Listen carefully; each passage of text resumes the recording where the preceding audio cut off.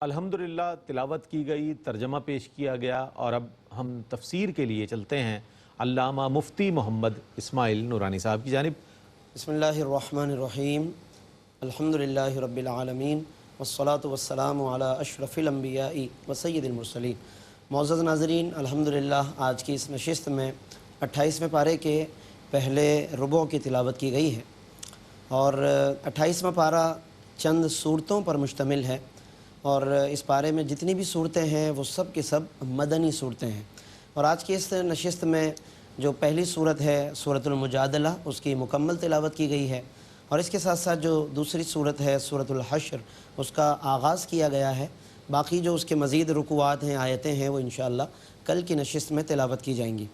پہلی جو صورت ناظرین آج تلاوت کی گئی سورۃ المجادلہ، مدنی صورت، اور اس کی کل 22 آیتیں ہیں اور 3 رکوع پر مشتمل ہے۔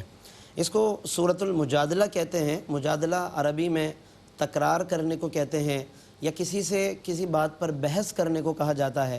بار بار کسی معاملے میں جب ہم کسی سے رجوع کریں، کسی بات کے بارے میں بار بار سوال کریں، تو اس کو عام طور پر عربی میں مجادلہ کے لفظ سے، اگرچہ اور بھی دیگر الفاظ عربی میں اس کے لیے بولے جاتے ہیں۔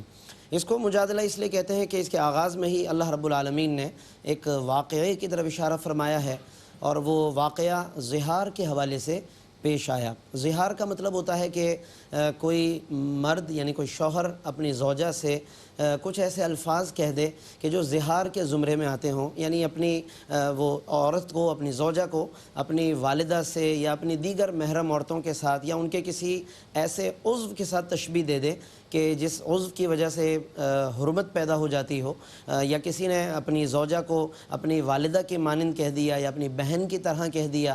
اس طرح کے ناظرین جو الفاظ ہوتے ہیں، اہل عرب کے زمانے میں بھی ایک دستور رہا کہ جب وہ کبھی غصے میں ہوتے اور طلاق دینا چاہتے تو انت علیہ کا ظہر امی، کہ اپنی عورت سے کہہ دیا کہ تم مجھ پر میری والدہ کی پیٹھ کی مانند ہو۔ پیٹھ کو عربی میں ظہر کہتے ہیں۔